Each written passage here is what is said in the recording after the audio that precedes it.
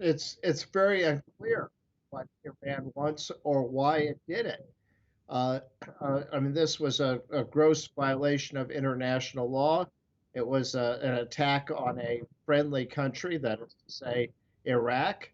It killed um, a very major businessman in Erbil, and his family, his housekeeper, that is to say, his daughter's housekeeper, his friend, and what Iran was seeking to accomplish. Uh, it's very hard to say. Clearly, what they said they were doing was just nonsense. I mean, this was not a Mossad base, um, and the Iranians certainly knew that.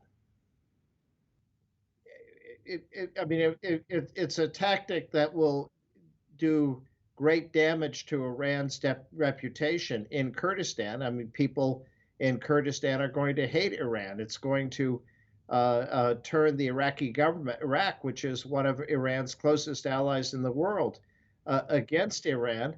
And it's not going to do any great damage to the economic development of Kurdistan. If that's what its goal is, it's not going to accomplish it. All it's doing is killing innocent people who had nothing to do with politics. Uh, but it's not going to stop the construction in Kurdistan because Mr. Desai was killed. I mean, the other there other people are going to continue this work. Well, they've summoned the Iranian chargé. They've delivered a tough message. They've recalled their ambassador, and now's the time for Kurdistan, which is a part of Iraq, to put pressure on the Iraqi government to take tough stance against Iran over this issue. You can't just fire missiles into the peaceful territory of another country and kill its citizens when especially when they had absolutely nothing to do with politics or with anything that was going on in Iran. And incidentally, they did the same thing in Pakistan. They killed some children in Pakistan with a missile strike into Baluchistan. Well, I think again that sends a very strong message. There was a scheduled meeting with the Iranian foreign minister, and both Prime Minister Masroor Barzani and the Iraqi Prime Minister snubbed him. They canceled the meeting. And again, particularly for Iraq, I mean, Iran does not have many friends in the world, and Iraq was probably its closest friend. So for Iraq to be for Iran to be alienating Iraq, to me, it doesn't make sense to be doing what they're doing. Um, and of course, Kurdistan is part of Iraq, and the Iraqi government has to be sensitive when a foreign country launches an attack on Kurdistan because it's part of Iraq. Well, the Security Council will take note of it. Whether it's prepared to take any action, I can't say. But even though the Security Council is very divided over the war in Ukraine, and it probably is not going to be divided. There's not going to be supporters of Iran's actions in terms of launching an attack that again kills a prominent businessman and other innocent civilians, and that literally has nothing to do with any anti-Iranian activity or with any Israeli activity. Uh, and this was not a accidental strike. It was what, five missiles hit that house. It was very precise. But again, what Iran is seeking to accomplish internationally, that's hard to say. Now, this has something, of course, to do with domestic politics in Iran. Iran wants to respond to the killing of the people who were in Kerman, where 94 people were killed, but those people were killed by ISIS, by Daesh. And Daesh announced that. It had nothing to do with Kurdistan or with a Kurdish businessman and his family. Well, first, it's very significant that Iraq brought the complaint at the Security Council. Kurdistan is not yet a sovereign independent country, so it can't bring anything to the Security Council.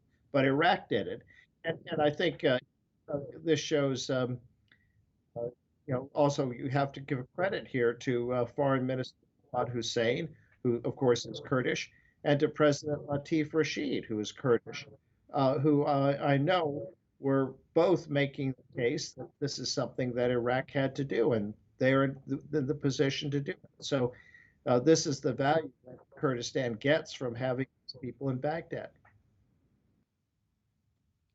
Well, uh, the the one of the previous Iranian attacks in Khoisan was clearly targeted on the uh, uh, Iranian opposition or the Kurdish opposition. Again, that's not a legitimate thing to do. That's also a violation of international law. But at least say those people were engaging activities in Iran.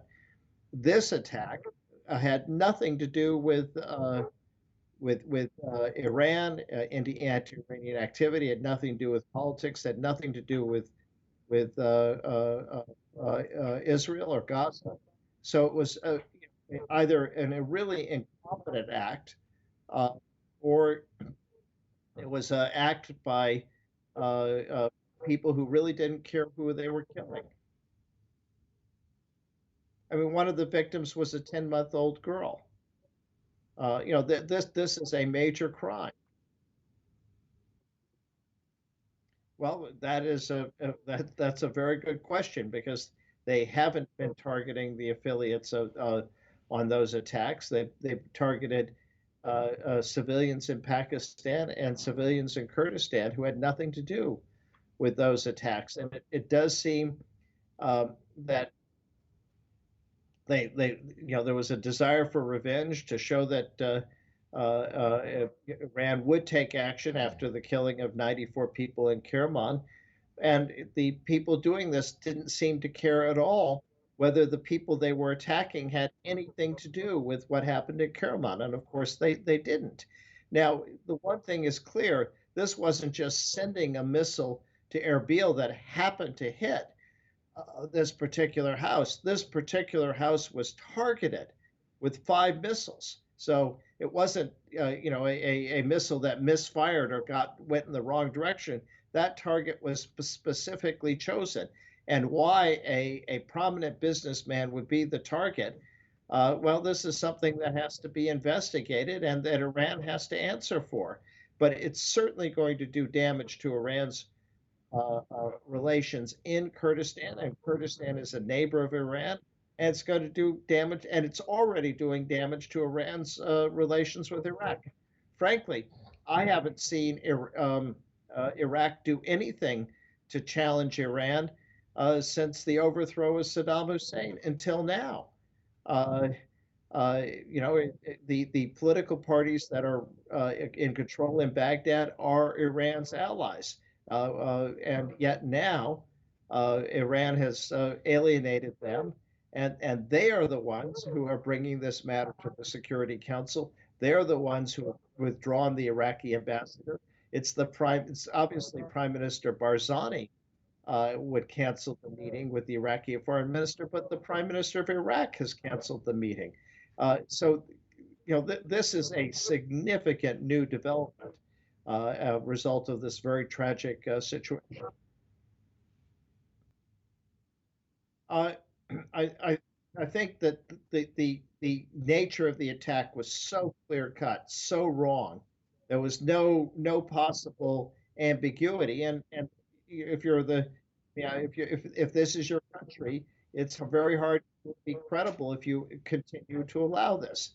Now, it has to be said, Iraq is has allowed a lot of attacks on its territory by Turkey, for example, in the Duhok governorate. So there are other attacks that are going on that have not been forcefully resisted. But it's time for Iraq to turn the page, and I hope it is. and it is going to tell the Iranians that there are real consequences for doing this, and there should be real consequences. Certainly, it won't be to the benefit of Iran. The Kurdistan region of Iran, there are nations. Many of the other Kurdish people in Iraqi Kurdistan were refugees in Iran after the 1975 um, uh, between the Shah and Saddam. Uh, and so there is a connection. There has been goodwill, and Iran has taken a step that is destroying that goodwill for benefit. Um, but and I suppose Iran didn't calculate this, or at least the people in Iran who launched the attack, is again that Iraq has sided with Kurdistan, sided with its own country.